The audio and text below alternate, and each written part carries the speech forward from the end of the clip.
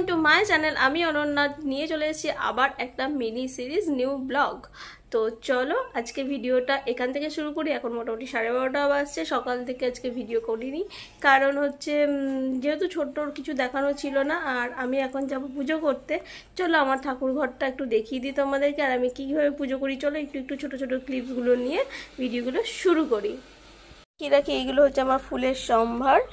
তো এখানে আছে তুলসী পাতা আর এই যে ফুল, আর বেশ কিছুটা মালা গেঁথেছিলাম। হ্যাঁ, আজকে অনেকটা ছোট ছোট ঠাকুরের জন্য মালা গেঁথেছিলাম। তো সেই মালাগুলো গাঁথা হয়েছে, এই যে মালা এক একটা। তো আমি এগুলো মোটামুটি করি, ভালো লাগে। আমি শুধু না, আমার মা আমি দুজনেই ঠাকুরের জন্য মালা টালা গাঁথি। বেশ ভালোই লাগে ঠাকুরকে পরানোর পর। আর এইটা মোটামুটি আমাদের এখনও ডালিয়া কম বেশি ফুটছেই।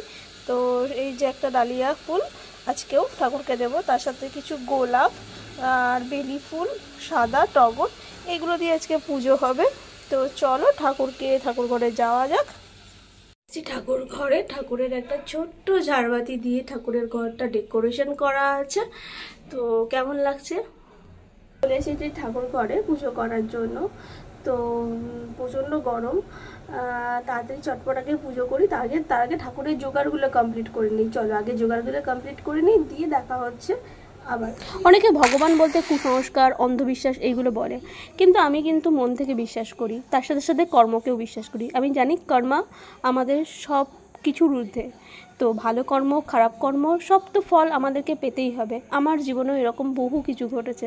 আমার সাজানো 7টা বছরও ভেঙে চুরমার হয়ে গেছে, যার জন্য আমি অনেক কিছু থেকে আবার পিছিয়ে এসেছি। পিছিয়ে এসেও কিন্তু আমাকে আবার নতুন করে শুরু করতে হয়েছে, কারণ জীবন তো কোনো কিছু থেমে থাকবে না।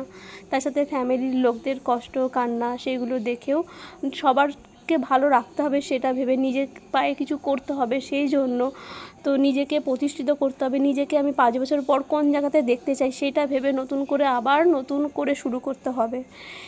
জার্নিটা অনেক কঠিন। সবার জীবনের অনেক সুন্দর সুন্দর গল্প আছে। আমার জীবনের সুন্দর গল্পর অধ্যায় কতটুকু আমি নিজেও জানি না, কিন্তু আমি ঠাকুরের প্রতি বিশ্বাস রাখি। ভাবি যে না, ঠিক আছে, একটা দিন আবার নতুন করে কিছু শুরু হতে পারে। ঠাকুরের প্রতি বিশ্বাস কখনোই আমি হারাইনি। আমার জীবনে অনেক খারাপ মুভমেন্ট আমি গেছে, তবুও কী বলতো, আমি জগন্নাথ কৃষ্ণ খুব ভালোবাসি। ইভেন মানে কি বলবো, আমার খুবই প্রিয় কিছু ঠাকুর, যেগুলো আমার সবসময় আমার ভেতরে থাকে, আমি তাই মনে করি। কারণ আমি জানি না কতটা আমি মন দিয়ে পুজো করি বা ঠাকুরকে ডাকি, কিন্তু আমি জানি যে ভালো সময়ের সাথে সাথে যেমন খারাপ সময়ও আছে, যেমন খারাপ সময়ের সাথে সাথে ভালো সময়টাও আছে। শুধু বিশ্বাস, ভক্তি আর নিজের কর্ম করে যাও, খুব ভালো ফল পাবেই তুমি।